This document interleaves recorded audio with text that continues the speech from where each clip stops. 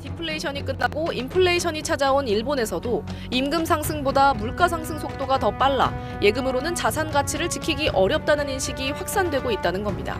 블룸버그 통신은 현금을 계속 들고 있는 것이 더 이상 안전하지 않게 된 환경 변화의 결과라고 짚었습니다. 열심히 모으는 사람이 더 가난해집니다. 은행에 돈을 맡기면 맡길수록 여러분의 미래는 더 불안해집니다. 그리고 가장 안전한 자산이라고 불리던 달러와 국채는 지금 이 순간 조용히 여러분의 부를 갉아먹고 있습니다. 이상하죠? 열심히 모으면 잘 살 수 있다고 배웠는데 왜 열심히 모을수록 뒤처지는 느낌이 들까요? 세계에서 가장 똑똑한 투자자 레이 달리오는 이미 경고했습니다. 지금 우리가 알던 세계 질서는 공식적으로 무너졌다. 그리고 250만 구독자의 금융 유튜버 안드레이 직은 차트로 증명했습니다. 자본의 대이동은 이미 시작됐다. 오늘 이 영상을 끝까지 보시면 지금 전 세계에서 무슨 일이 벌어지고 있는지, 그리고 여러분이 지금 당장 해야 할 행동이 무엇인지 정확하게 알게 됩니다. 시작합니다. 우리는 어릴 때부터 이렇게 배웠습니다. 열심히 일하고 돈을 모으고 은행에 저축하면 된다. 국채는 안전하고 달러는 강하다. 그런데 지금 현실을 한번 볼까요?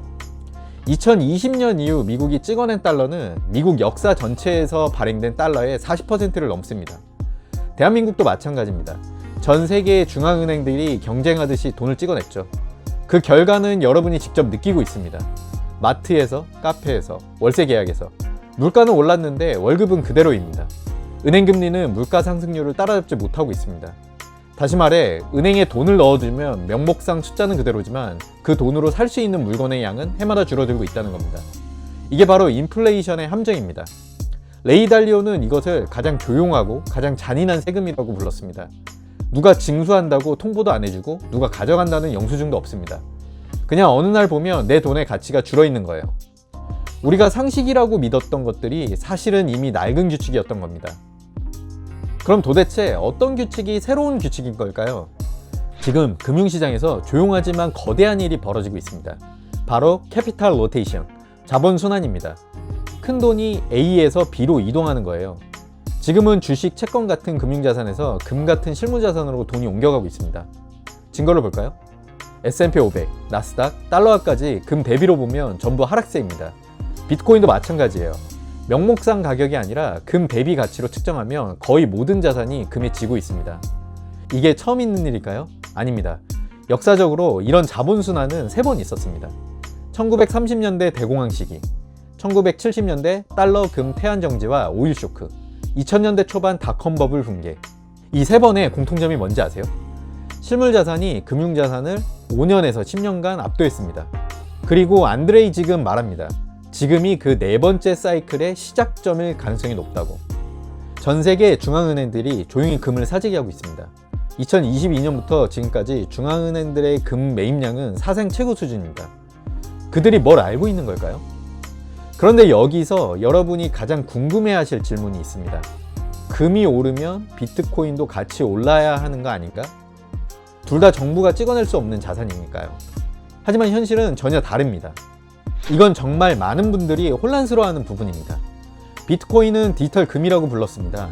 발행량이 제한되어 있고 정부가 마음대로 찍어낼 수 없으니까요. 이론적으로는 금과 같은 방향으로 움직여야 합니다. 그런데 현실은 다릅니다. 차트를 보면 비트코인은 현재 기술적 약세 장애에 진입했을 가능성이 높습니다. 핵심 지표는 바로 50주 이동평균선입니다. 이 선은 약 10만 2천 달러에서 11만 3천 달러 구간에 있는데 비트코인이 이 선을 하회했습니다. 역사적으로 이 선이 깨지면 어떻게 됐을까요? 매번 200주 이동평균선까지 하락했습니다. 그 선은 지금 약 5만 8천 달러 수준입니다. 그리고 최악의 시나리오는 이번 사이클 고점이 12만 6천 달러였다면 역사적 하락폭인 70%를 적용하면 3만 8천 달러까지 가능합니다. 왜 금은 오르는데 비트코인은 다를까요? 2가지 이유입니다. 첫째, 기술적 힘의 작용입니다. 거시경제적으로는 비트코인이 올라야 맞지만 차트상으로는 이미 과열 구간을 지나 조정이 필요한 상태입니다. 둘째, 제도권의 신뢰 차이입니다. 전 세계 중앙은행들은 금을 사고 있지만 비트코인은 아직 공식 준비 자산으로 인정받지 못하고 있습니다. 그렇다면 하락은 언제까지일까요? 과거 패턴대로라면 약 1년, 바닥은 2026년 5월에서 10월 사이가 될 가능성이 있습니다. 그런데 이쯤에서 더 근본적인 질문이 생깁니다. 이 모든 혼란의 진짜 원인은 뭘까요? 사실 답은 하나입니다. 바로 38조 달러라는 숫자입니다. 숫자를 하나 보여드리겠습니다. 38조 7천억 달러. 이게 미국의 현재 국가 부채입니다. 이 숫자가 얼마나 큰 건지 감이 안 오신다고요? 전 세계 모든 인간이 존재한 역사를 통틀어 흘러간 시간을 초로 환산하면 그게 대략 1조 초 정도입니다. 그러니까 38조 달러는 인류 역사 전체를 38번 돌려도 모자란 숫자예요. 더 충격적인 건 이자입니다. 연간 이자 비용이 1조 달러를 돌파했습니다. 이게 얼마나 큰 거냐면 미국의 국방 예산을 넘어섰습니다. 군대 유지보다 빚 이자가 더 많이 나간다는 겁니다. 정부는 이 빚을 어떻게 갚을까요? 선택지가 3가지입니다. 첫째, 세금을 올린다. 둘째, 지출을 줄인다. 셋째, 돈을 더 찍는다. 역사적으로 정치인들은 항상 3번째를 택했습니다. 세금을 올리면 표를 잃고 지출을 줄이면 욕을 먹지만 돈을 찍으면 당장은 아무도 모르거든요. 그리고 그 결과는 화폐 가치 하락, 인플레이션, 여러분의 통장의 구매력 감소. 레이 달리오가 현금과 채권은 더 이상 안전자산이 아니다라고 말한 이유가 바로 이겁니다. 정부가 발행한 종이 조각의 가치는 정부가 얼마나 찍어냈냐에 달려 있으니까요.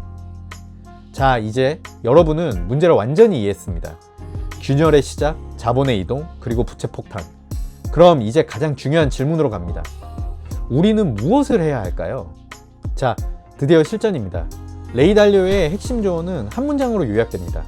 정부가 찍어낼 수 없는 자산에 투자해라.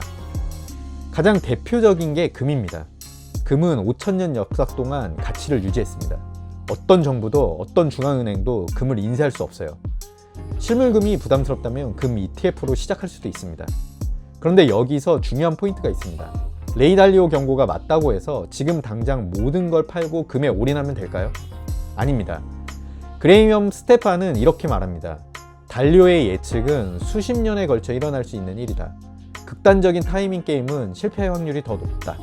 안드레아 직은 현재 이렇게 하고 있습니다. 비트코인 보유 중, S&P 500 보유 중, 배당주 보유 중. 단 현금 비중을 늘렸고 관리가 복잡한 임대부동산은 정리했습니다. 핵심 원칙은 어떤 시나리오가 와도 버틸 수 있는 포트폴리오입니다. 인플레이션이 심해지는 시나리오에서는 금과 실물 자산이 방어막이 되고 주식시장이 폭락하는 시나리오에서는 현금이 기회를 잡게 해줍니다.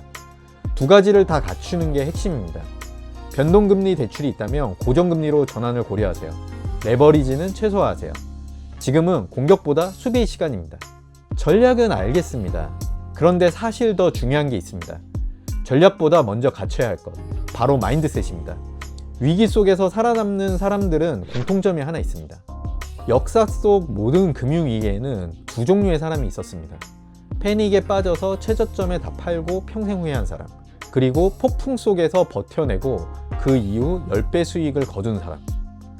그 차이는 지식도 있었지만 결정적으로 마인드셋이었습니다. 그레이엄 스테판의 말을 다시 떠올려보면 세상은 변하고 있다. 변화를 부정하기보다 유연하게 대처하는 사람이 살아납니다.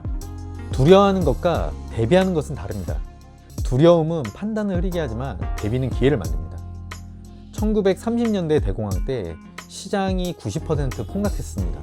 그런데 그때 매수한 사람들은 이후 수십 년 동안 엄청난 부를 쌓았습니다.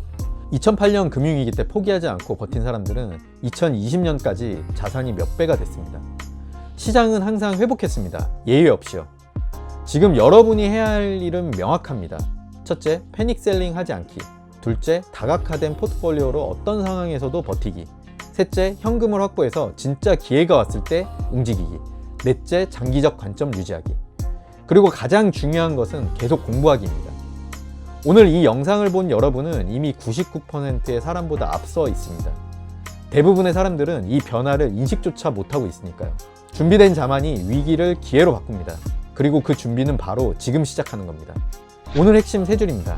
하나, 글로벌 부의 대이동이 시작됐습니다.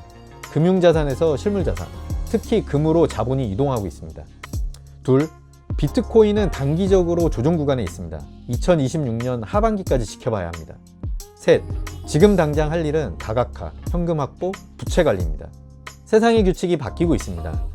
낡은 규칙을 붙잡고 있을 것인지 새로운 규칙을 먼저 이해하고 움직일 것인지는 여러분의 선택입니다. 이 영상이 도움이 되셨다면 좋아요와 구독 부탁드립니다. 댓글로 여러분의 생각을 올려주세요. 금과 비트코인 중 여러분은 어디에 베팅하시겠습니까? 지금까지 제이크 시어리의 제이크였습니다. 감사합니다.